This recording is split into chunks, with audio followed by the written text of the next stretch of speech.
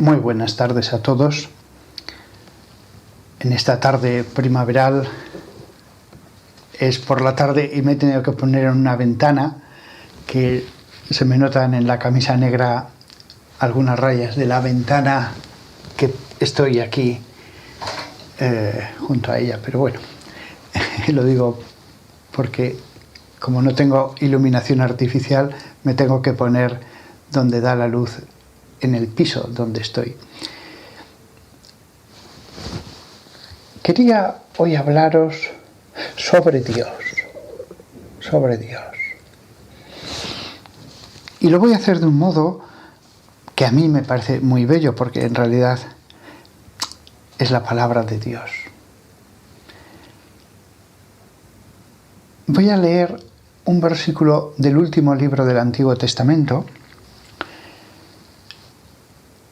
Y es curioso, este versículo hay una expresión que está parecidísima en el último libro de San Pablo, la carta a los Hebreos. No es la misma palabra, pero vais a ver que es que el contenido es el mismo. Sabiduría 7:26, ese libro cuyo título completo es Libro de la Sabiduría de Salomón. Y se podría decir libro redactado por los sabios de Alejandría, reflexionando acerca de algún texto de Salomón. Sabiduría 7:26 habla de Dios como sabiduría, porque ella es un brillo de eterna luz. Brillo de eterna luz. Un espejo sin mancha del Dios que obra y una imagen de su bondad. Lo he leído con cierta lentitud, primero porque el contenido hasta para mí mismo es complicado. Si alguno de los que me escucháis decís no le entiendo bien, no os preocupéis. Cuando yo era seminarista leí esto, me pareció muy denso. Ahora ya con los años lo entiendo mejor, pero es una parte densa. Hay partes de la Biblia pues, que nos hablan de la parábola de la oveja perdida o la parábola de los talentos. Son cosas más sencillas. Pero Dios también ha escrito en sus escrituras partes más complejas. Y esta es de una gran densidad. Leo y medito, leo y trato de entender. Leo e intento saborear, porque Dios me está hablando de sí mismo. Porque ella, la sabiduría, es un brillo de la luz eterna. En Hebreos 1:3, San Pablo nos dice, el Hijo es el resplandor de su gloria. Fijaos, antes nos ha dicho que Dios, aunque la llame sabiduría, es un brillo de la luz eterna. Perdón, la sabiduría es un brillo de la luz eterna. Y aquí nos dice, el Hijo es resplandor de su gloria. Fijaos, sabiduría, Sofía.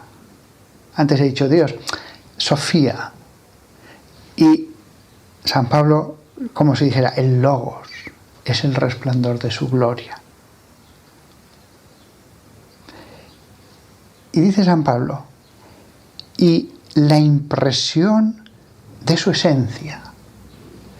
La palabra que usa aquí, impresión, carácter, es carácter, lo que se imprime, como un sello, que deja todos los rasgos del sello inicial. Así es el Logos.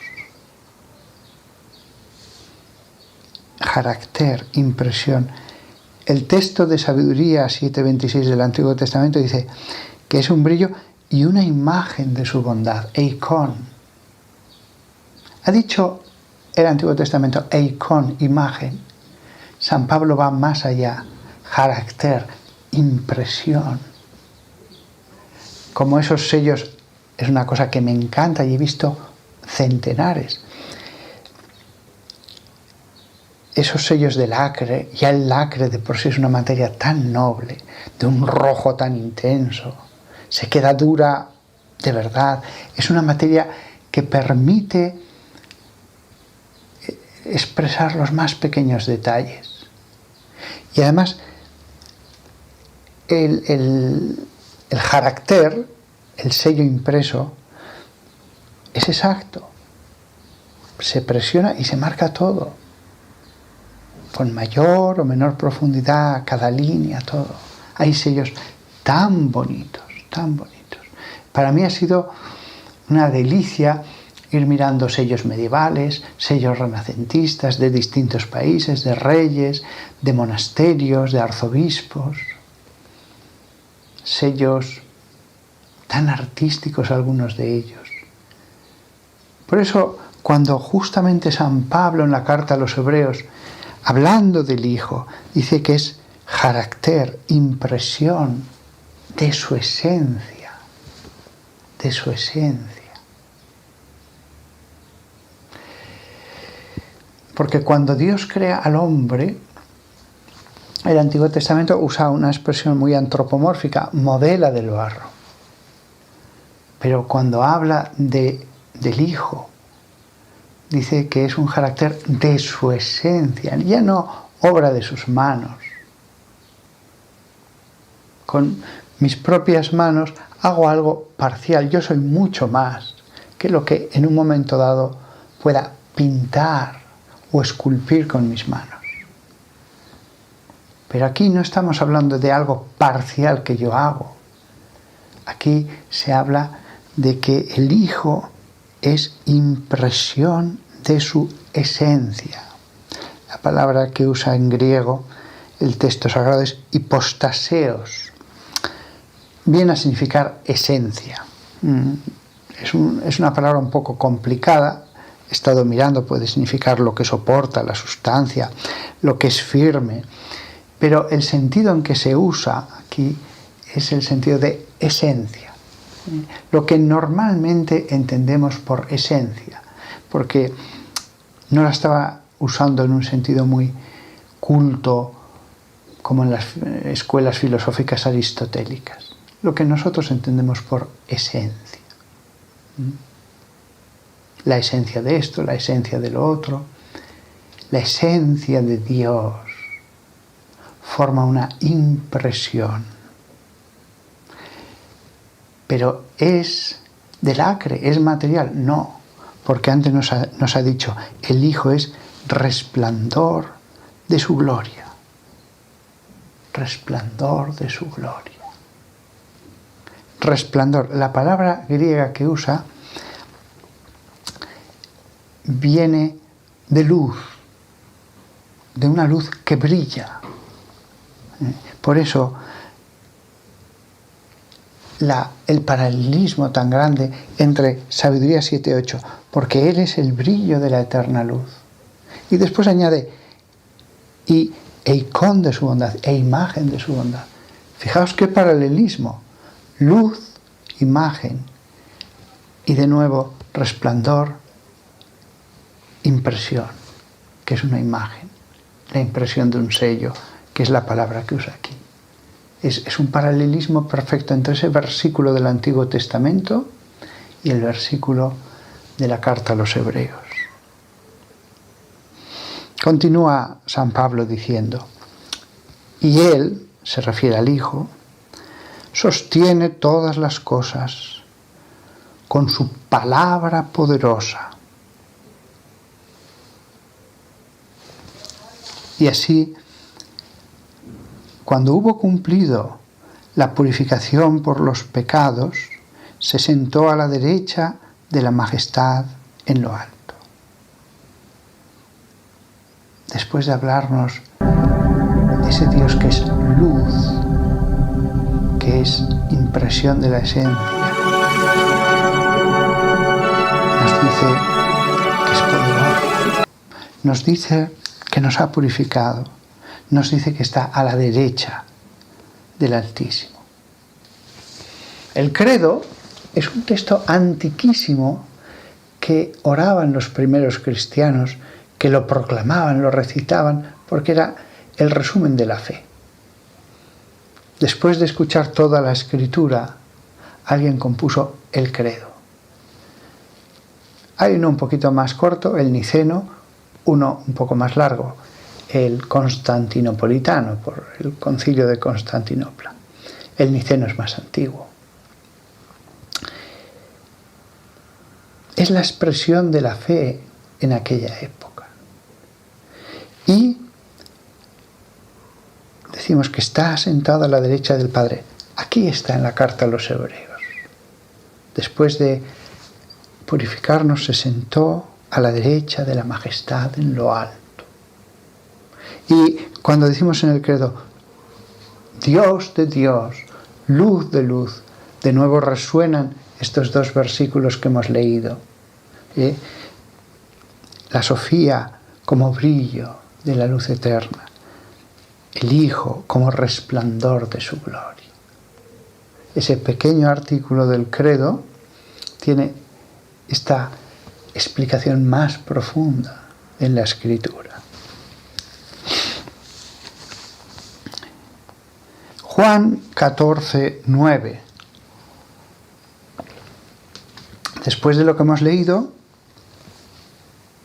Jesús replicó: Felipe, he estado con vosotros todo este tiempo y todavía no me conocéis.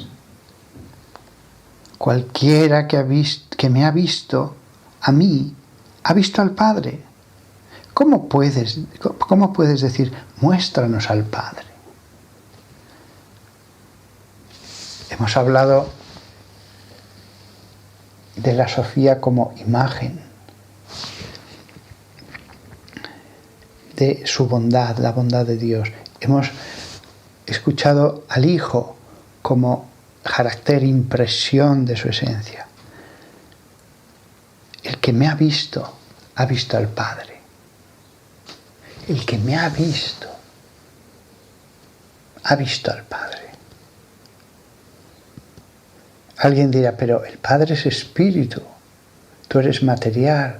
Sí, pero viéndome a mí, mi rostro, mi mirada, escuchando mi voz, viendo mis obras, mi tono, podéis percibir el espíritu que hay detrás de este cuerpo.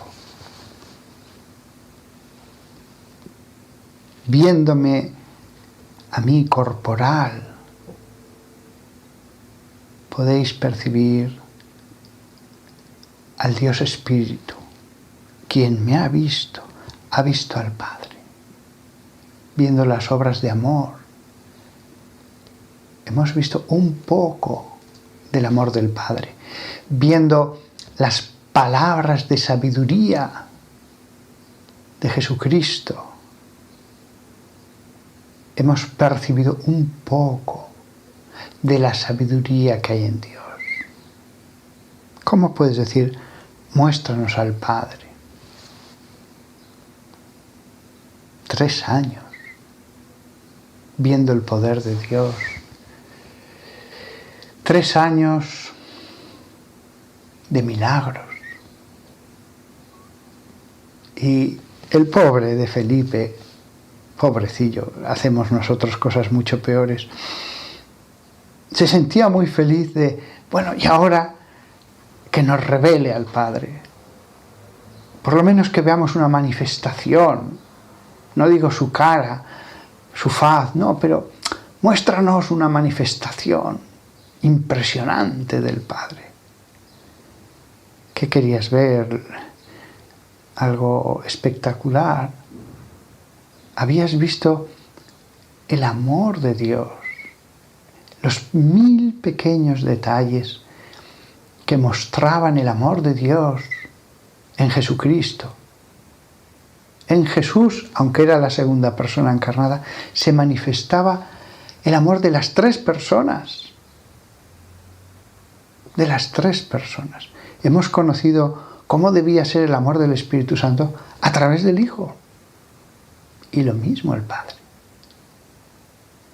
Felipe creía que viendo unos relámpagos y unas iluminaciones y oyendo unas trompetas, ya se hubiera ido más feliz esa noche a dormir. Un decorado. Porque ni siquiera eso hubiera sido Dios. Pero viendo el amor por los pobres, la compasión por los leprosos, allí sí que se veía lo más profundo del Padre, no las luces y el decorado. ¿Cómo puedes decir, muéstranos al Padre? ¿Todavía entendéis tan poco? Pues sí, después de 3 años, pobrecillos. Lo digo sin ninguna crítica, si nosotros somos peores. Nosotros somos como ellos y peores. A veces, incluso los que estamos más cerca de la intimidad del Maestro, somos más tardos, más torpes que los que en nuestra época son el equivalente a aquellos que le escuchaban poco a Jesús, que se acercaban a una plaza, que se acercaban a algún lugar a escucharle.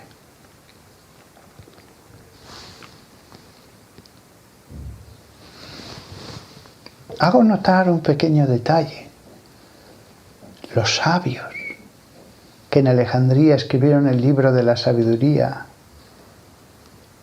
y que ellos se dieron cuenta de lo que era Dios como eterna luz, la sabiduría como espejo sin mancha del Dios que obra. Podían ser más sabios que un Tomás y que un Bartolomé y que un Judas Tadeo. Dios escogió quizás a esos 12 hombres para darnos a entender que no había que ser necesariamente un ser sobrehumano para ser su apóstol. Por eso, a los evangélicos que me escuchéis, sed comprensivos con vuestros pastores, los que os predican la palabra de Dios, sed comprensivos. No os fijéis murmurando en sus defectos. Lo podríais haber hecho con el pobre Felipe y tantos otros. Católicos, sed comprensivos con vuestros párrocos. Son descendientes pues de aquellos 12. Otra es la figura del sabio, que no necesariamente es el pastor, sea párroco o sea el pastor de una comunidad. El sabio es el que es sabio. El pastor evangélico o el párroco católico son nombrados. Pero ser sabio no eres nombrado. O lo eres o no lo eres. Un título tampoco te hace sabio. Un título dice, ha hecho estos estudios. Conozco a gente que a base de mucho tiempo ha llegado a hacer el doctorado en teología, pero no es sabio. Evidentemente no es sabio. Porque la sabiduría cristiana no la dan los libros. Una cosa es el estudio, la erudición, saber muchas cosas. Y otra cosa es esa sabiduría de la que ya nos hablaba el Antiguo Testamento, y que el Nuevo Testamento nos volverá a hablar de ella, que en cierto modo es la misma y en cierto modo es distinta. Es distinta porque un sabio del Nuevo Testamento tiene el Espíritu Santo. Un sabio del Nuevo Testamento tiene las palabras de Jesús y toda la teología del resto de las cartas de San Pablo y otros.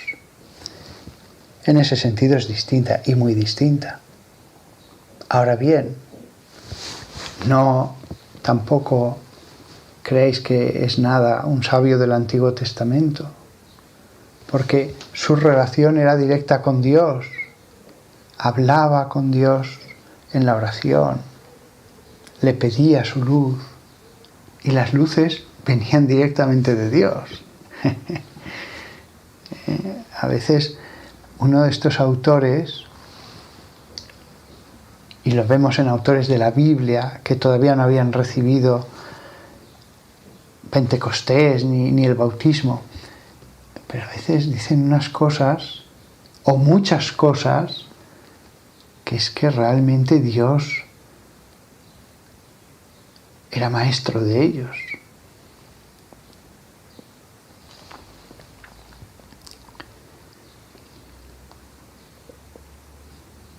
Felipe, he estado con vosotros todo este tiempo y todavía no me conocéis. Esto es una cosa que deberíamos preguntárnosla muy a menudo. Conozco al Señor. Pero si eres cristiano desde hace tantos años, si lees la Biblia, si oras, sí. Pero nuestro conocimiento es tan limitado. No somos espejos sin mancha nosotros, los humanos. Entonces, porque hasta un buen espejo se puede ir manchando, Entonces, esta pregunta es muy sana. ¿Conozco al Señor? Sí, ciertamente un cristiano es alguien que lo conoce, pero la calidad a veces es tal que deberíamos preguntárnoslo. Muchas veces creemos conocer más de lo que conocemos. Muchas veces nos centramos en Dios como poder y nos olvidamos pensar en Dios como sabiduría.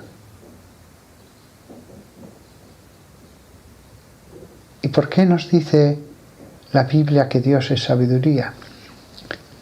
Porque entonces lo que podemos esperar de relacionarnos con Él es aprender un poco de su sabiduría. Aprender un poco de su sabiduría. Estar ante esa Sofía para que un poco de esa luz nos ilumine un poco a nosotros.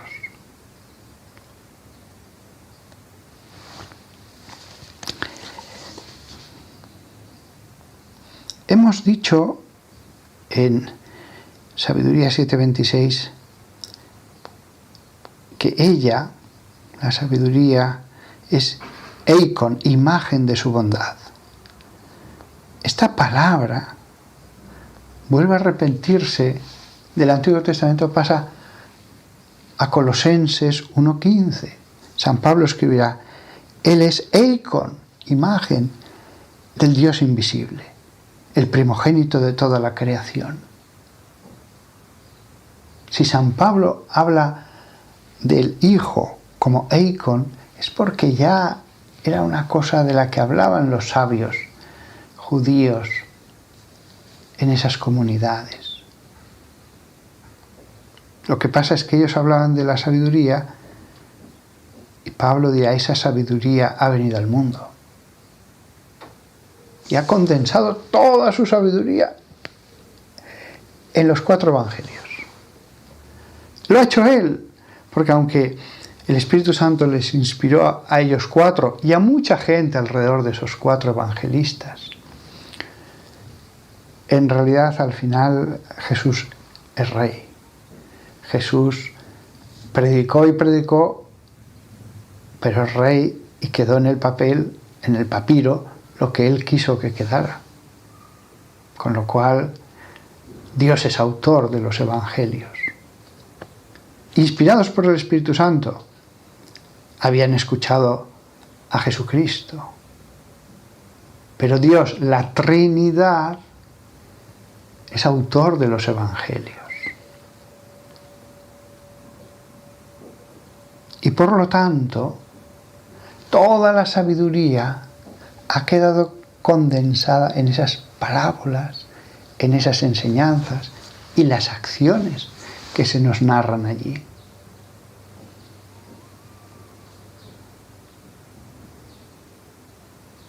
Es ese Dios sabiduría el que nos ha dado los 4 evangelios. Esa unidad de enseñanza distribuida en 4 versiones. San Pablo, Colosenses 1:15, Él es Eikon, imagen del Dios invisible. ¿Cuántas personas lo habéis escuchado? Bueno, algo hay. Es un misterio, dicen los paganos.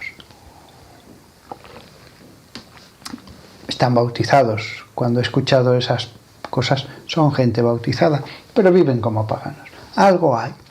Cuando les hablas del cristianismo, ellos dicen, bueno, sí, déjame, algo hay. Lo reconozco, algo hay. No, ese alguien ha bajado y ya nos ha hablado. No nos digas algo hay porque sabemos lo que Él nos ha dicho. Él es imagen del Dios invisible. Él nos ha hablado. En primera persona. En primera persona nos ha dicho quién es Él. Y dice la Escritura, Él es el primogénito de toda la creación.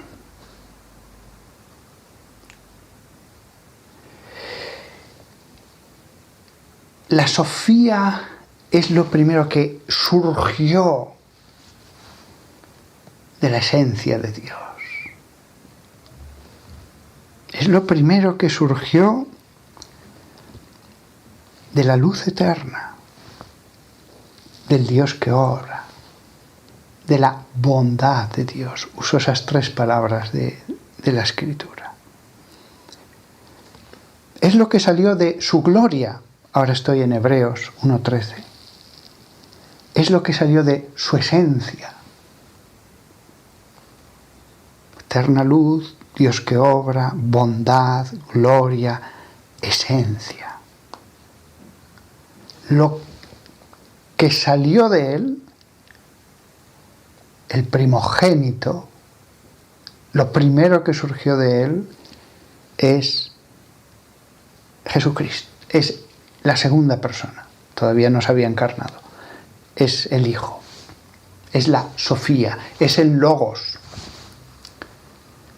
Aunque cuando digo que es lo primero que surgió, no me refiero en el orden temporal,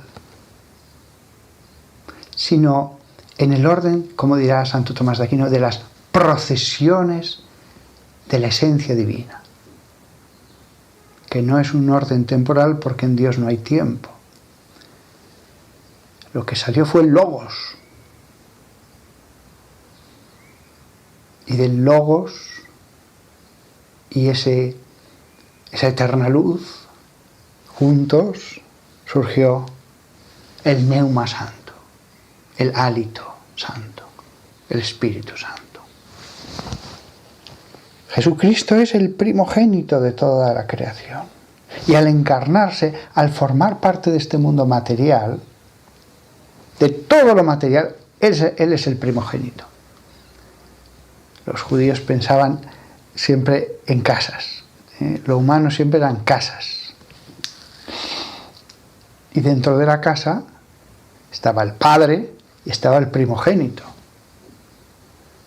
Jesucristo es el primogénito. Esta mentalidad tan judía y tan romana. El primogénito de toda la creación.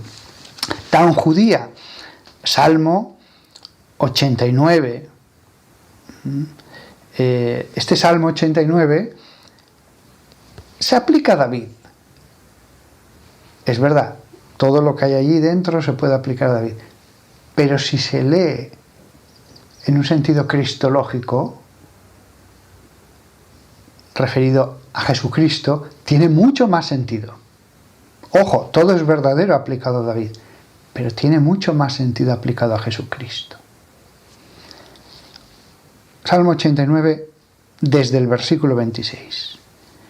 Él me llamará, tú eres mi Padre, mi Dios, la roca de mi salvación. Aquí nos acordamos de Jesucristo diciendo Padre nuestro.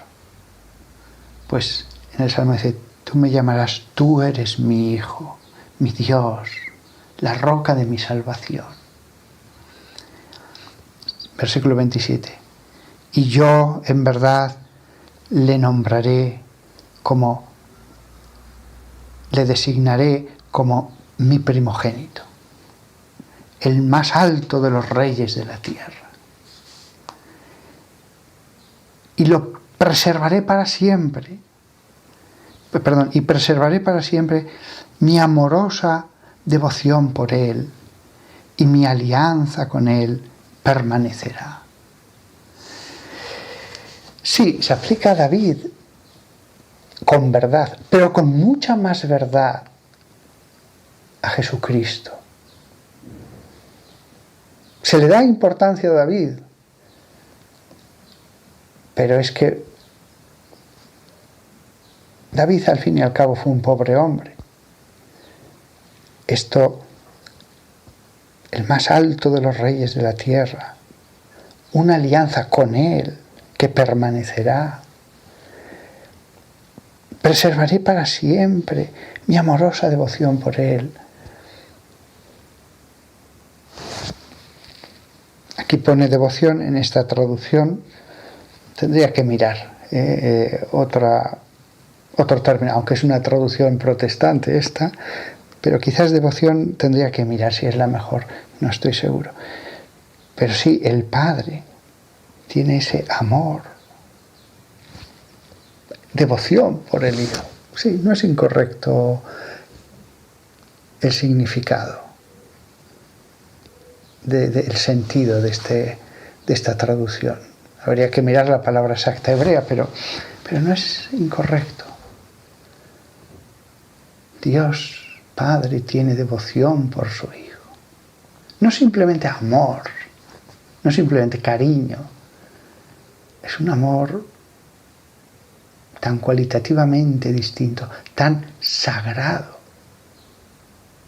Y es el Padre. Y lo mismo el Hijo respecto al Padre. Lo designaré como mi primogénito, el más alto de los reyes de la tierra. Todo este salmo, que no es de David ni de Salomón, es un masquil de Ezán el Ezraíta. Un masquil, no se está muy seguro qué significa, pero parece ser que es un poema. Y por la raíz dicen que puede ser poema contemplativo. Otros poemas que hay en los salmos son para cantar. Este es más contemplativo. Pero bueno, masquil, porque no estamos seguros de la traducción. Pero de Ezán, solo hay un salmo que compuso Ezán, y es el 89. Masquil es una palabra que aparece en el encabezamiento de 13 salmos, pero uno solo es de Ezán, el Ezraíta. Y entonces en este salmo se dirá, tú dijiste, he hecho una alianza con mi elegido, He jurado a mi siervo David, estableceré tus descendientes para siempre y edificarás tu trono por todas las generaciones. Esto es verdad para David en Cristo. En Cristo. Estableceré tus descendientes para siempre.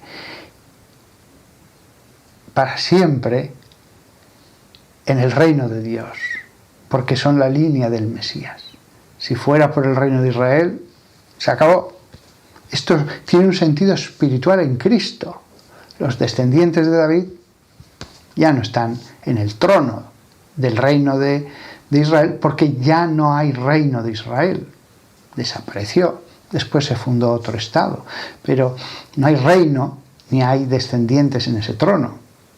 Este versículo es verdad en el cristianismo. Sí que los ha establecido para siempre, como línea del Mesías. Sí que lucen para siempre en las páginas del Evangelio y gloriosamente en el cielo diciendo, mira, mira, ese es de la sangre de la genealogía de Jesús. Menudo honor. Eso vale más que ser rey de Inglaterra o zar de Rusia. Y edificaré tu trono para todas las generaciones. Antes ha dicho, he hecho un pacto con mi elegido. El nuevo pacto. Covenant también significa alianza, la nueva alianza. Salmo 6 de este salmo, versículo 6 de este Salmo 89. Porque ¿quién en los cielos puede ser comparado al Señor? ¿Quién entre los seres celestiales es como el Señor? Hay un salmo muy misterioso para los judíos que dice, lo hiciste poco inferior a Elohim. Tan perturbador era este versículo que ya antes de Cristo, cuando lo tuvieron que traducir al griego, después de orar mucho, dijeron, lo hiciste poco inferior a los hombres, a los ángeles. Y lo aplican a los humanos, al hombre, en general al hombre, refiriéndose a los humanos. Sí, a lo que se refería era al hombre que va a ser Cristo. Aparentemente hacía tales milagros, tales, que es que parecía poco inferior a un Dios, al Dios Todopoderoso. En realidad, tenía todo el poder de Dios. En realidad se presentaba como siervo de Dios, pero era su hijo, su primogénito. Lo hiciste poco inferior a Elohim, dice el texto hebreo de ese salmo. Pero aquí dice, porque ¿quién en los cielos puede ser comparado al Señor? Me acuerdo de algún teólogo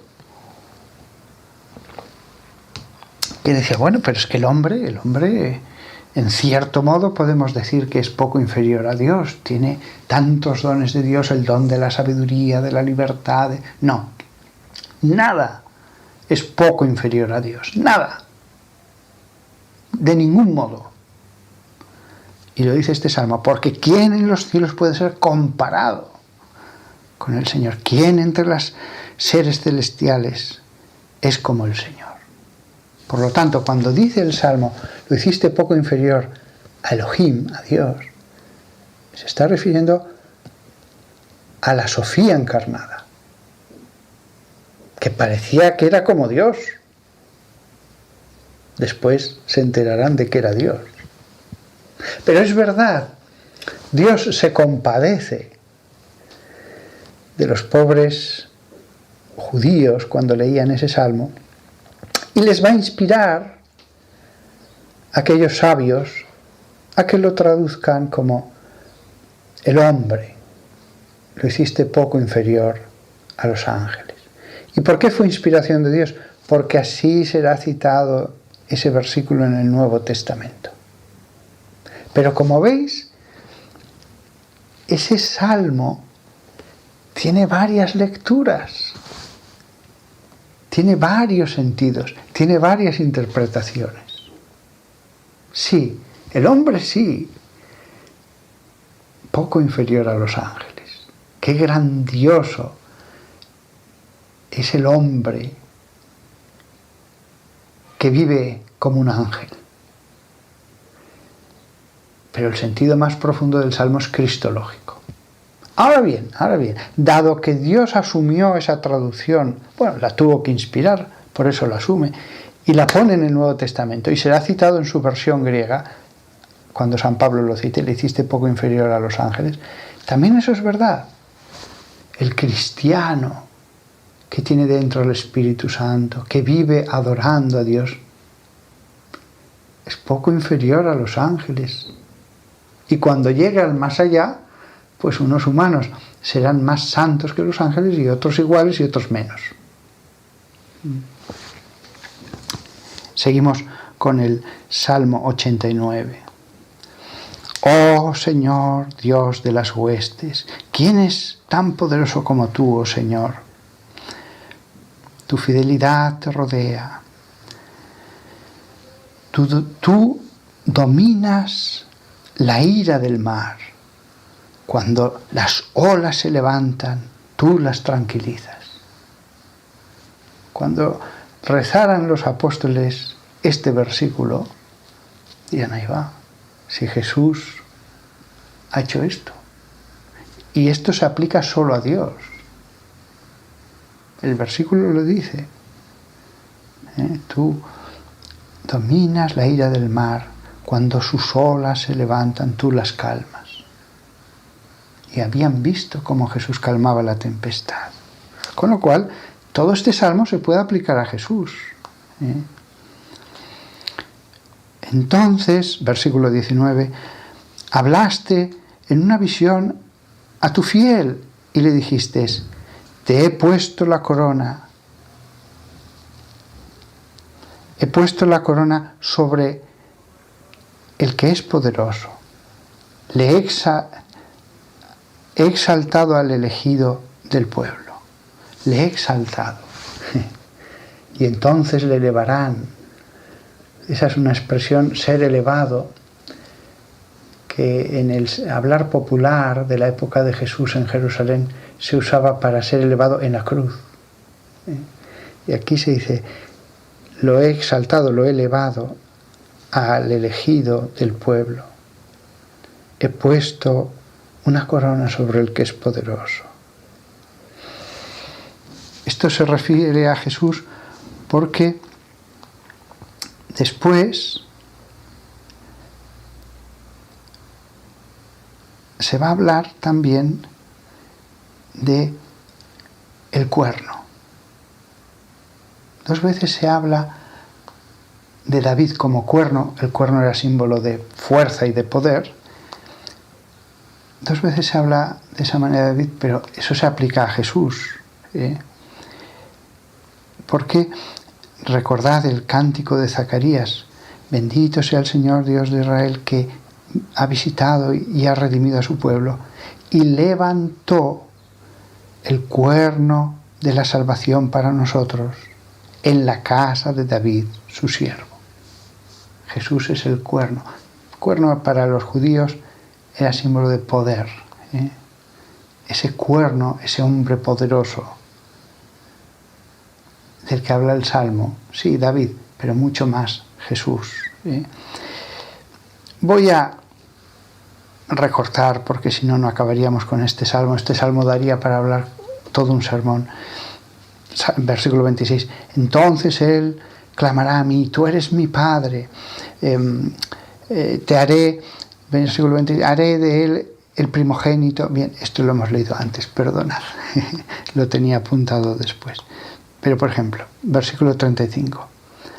Una vez y por todas he jurado por mi santidad, no mentirá David, su línea continuará para siempre. Perdón, otra vez lo tenía apuntado debajo. Su línea, su trono. Perdonad que me haya repetido por equivocación. La pasión de Cristo, versículo 38. Pero ahora tú lo has despreciado y lo has rechazado. Estás lleno de ira contra tu ungido. Has renunciado a tu alianza con tu siervo. Has manchado su corona en el polvo. Y continúa la pasión de Cristo. Es verdad que con esto se refería este sabio que he mencionado antes, el que se llamaba Ezán, el ezraíta, a David cuando sufrió la guerra y tuvo que huir, etcétera, porque su hijo le hizo la guerra. Pero también vemos en estas palabras la pasión de Cristo. Versículo 50. ¿Cómo llevo en mi seno los insultos de los pueblos?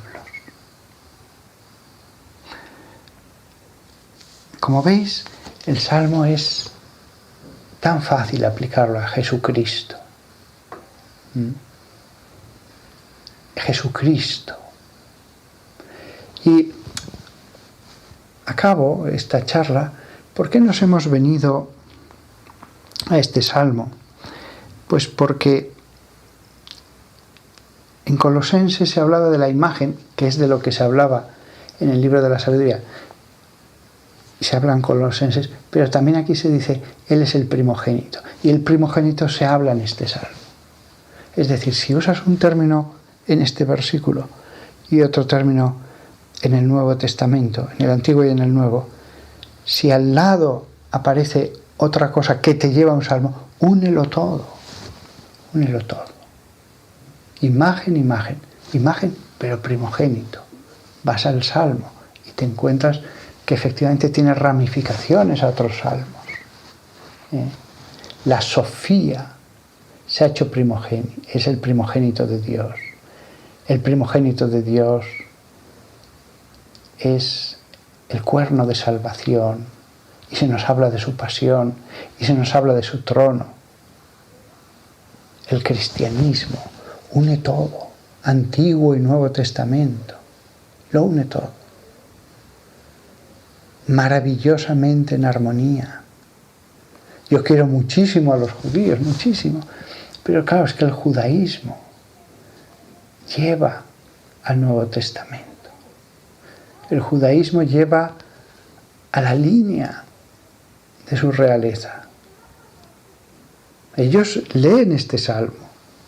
Dice que establecerá a sus descendientes para siempre, su trono para siempre. ¿Dónde está el trono ahora? ¿Dónde está la línea de descendientes? No, bueno, están en el cielo, ya, pero el texto bíblico dice que su trono permanecerá para siempre. Y no vemos ese trono sobre la tierra. A no ser que todo conduzca a Jesucristo, porque hasta entonces la línea sí que fue clara y nítida, desde Abraham hasta él, y sea un trono del reino espiritual. Eso sí, pero eso no era el reino de Israel, que era material y con una descendencia biológica. En el Nuevo Testamento se hace espiritual. Nosotros sí que podemos aplicar eso, pero ellos no. Ellos no. Por lo tanto, los verdaderos y auténticos herederos del Antiguo Testamento son los bautizados.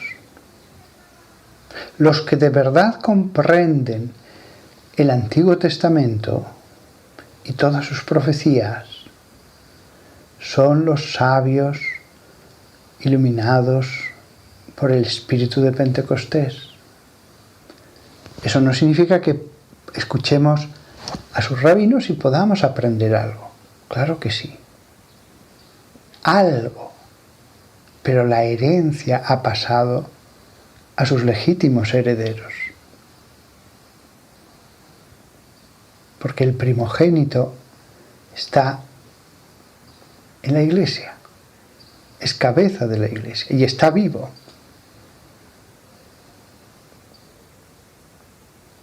Fijaos en esto porque algunos se presentan ante los judíos con una especie de sentimiento de inferioridad, como si aquello fuera lo auténtico.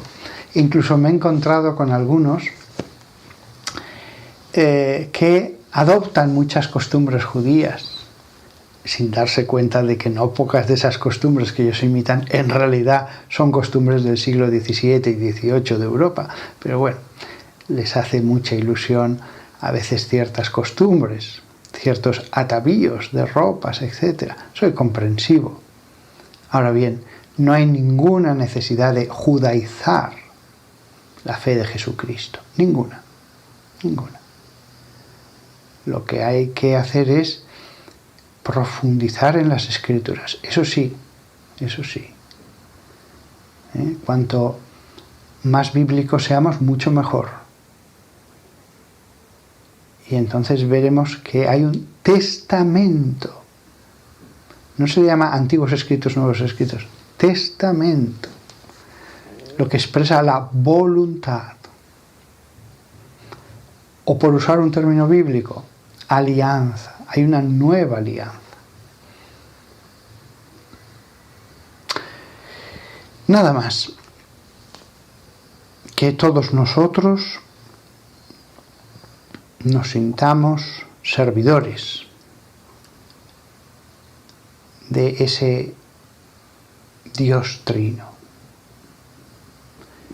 expresado de forma tan bellísima y tan profunda en los textos que hoy he considerado, y como esa Sofía se vuelve primogénita incluso de la creación material al hacerse material. La Sofía se ha revestido de materia, se ha hecho carne. Y lo dice Colosenses, se ha hecho primogénito, es el primogénito de la creación entera. Por lo tanto, se le aplica el salmo que he contado, que he pasado por encima de él, se le aplica todo. Su trono. La Sofía encarnada tiene un trono en la iglesia, en el reino de Dios, y está viva. A veces con los problemas siempre estamos con nuestros problemas y lo vemos todo, que se va a hundir todo. Bueno, sí, es verdad, vivimos una época muy materialista, etcétera, pero tranquilos, que Dios existe. Tranquilos, Jesús tiene todo el poder, como con la tempestad. Podemos pasar la tribulación, pero no se hundirá el reino de Dios. Más zarpazos, menos zarpazos, pero al final vence, como dice el Apocalipsis, el Cordero, con toda su aparente sencillez y aparente carácter inofensivo, porque Él no es agresivo, es verdad. Hay que tener paz. Esa Sofía está viva y presente y nos envía a su hálito santo. Y que los de la nueva era y todos los demás digan, es un misterio, no sabemos lo que hay. Nosotros ya sabemos que ese Dios que obra, el Padre, ha enviado al Logos. Vosotros seguid en las tinieblas si queréis seguir en las tinieblas, no hay ningún problema. No os obligamos a nada, no os forzamos a nada. Creed en lo que queráis y no creáis en lo que no queráis. Sois libres, pero no nos digáis a nosotros misterios o os inventáis cosas gnósticas y cosas de unas tradiciones que ni vosotros mismos podéis asegurar de dónde vienen. Nuestra doctrina viene de los 12 fundamentos, que son los apóstoles. Nosotros creemos que la gloria de Dios ha enviado a su Sofía. Y su Sofía ha enviado a su hálito santo.